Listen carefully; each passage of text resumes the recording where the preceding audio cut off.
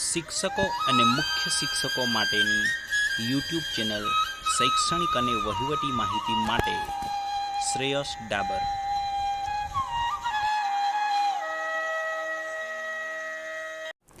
નમસ્કાર મિત્રો, શૈક્ષણિક અને વહીવટી માહિતીની યુટ્યુબ ચેનલ શ્રેયસ ડાબર ઉપર આપ સૌનું સ્વાગત છે. હું છું શ્રેયસ ડાબર. આજના વિડીયોમાં આપણે જોઈશું ગ્રાન્ટ રજિસ્ટર અને એસએસસી કચેરીમાંથી જે આપણી શાળાની અંદર ગ્રાન્ટ ફાળવણીનો હુકમ આવે છે એ હુકમ આપણે ગ્રાન્ટ રજિસ્ટરમાં કઈ રીતે નોંધીએ એ પણ આપણે આ વિડીયોમાં બતાવીશું. અગાઉ આપણે કમ્પોઝિટ ગ્રાન્ટ તથા રોજમેલ કઈ રીતે લખવો, ખાતા વહીથી લઈને એકાઉન્ટિંગ બાબતના અલગ અલગ વિડીયોઝ આપણે બનાવેલા છે. આઈ બટનમાંથી તમે મેળવી શકશો. ભાવપત્રકનો પણ વિડીયો છે, એજન્ડા, ઠરાવ બુક, એ તમામ વિડીયો પણ તમને ત્યાંથી મળી રહેશે. આપણે ગ્રાન્ટ રજિસ્ટર વિશે વિડીયો સ્ટાર્ટ કરીએ. અંત સુધી વિડીયો જોવા નમ્ર વિનંતી છે. નમસ્કાર મિત્રો, આપણે આ વિડીયોમાં જોવાનું છે grant register.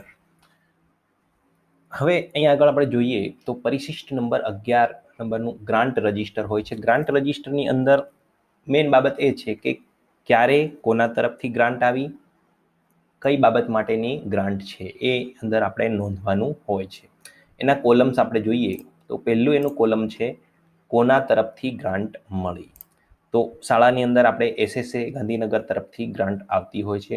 DD check number, કોઈ ચેકથી ગ્રાન્ટ આવી હોય, ડીડીથી આવી હોય તો એ નંબર લખવાના, તારીખ લખવાની છે.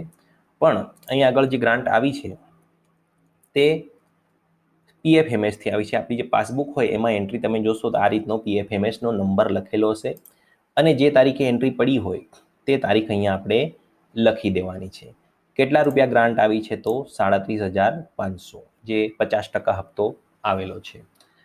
પછી કયા કામે તો સ્કૂલ કમ્પોઝિટ ગ્રાન્ટ, એ ગ્રાન્ટનું નામ આપણે અહીં લખી શકીએ કે આ કામ માટે આ ગ્રાન્ટ આવી છે.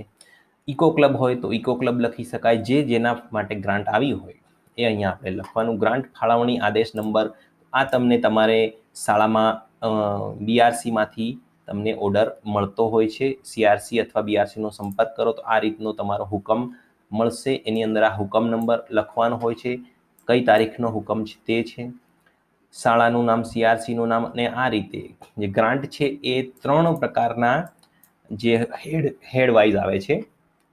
એની અંદર તમારી જે પાસબુક છે એમાં 3 હેડમાં આ ગ્રાન્ટ જમા થઈ હશે. 37,500 હશે તો એ રીતે, અને 12,500 હોય તો એના પણ 3 પ્રકારના હેડ છે.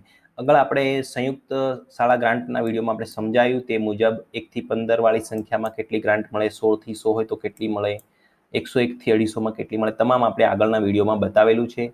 આ શાળા જે છે 75,000 વાળી ગ્રાન્ટ છે એટલે એની 50% 37,500નો હપ્તો આવેલો છે. આ બધી ગાઈડલાઈન છે એ પણ આપણે એ વિડીયોમાં સ્પષ્ટ સમજાવેલી છે. ફરીથી આપણે ગ્રાન્ટ રજિસ્ટર પર જઈએ એટલે આ જે હુકમ નંબર છે, ગ્રાન્ટ ફાળવણીનો આદેશ, એ તમને BRCમાંથી અથવા CRCના સંપર્ક કરવાથી મળતો હોય છે.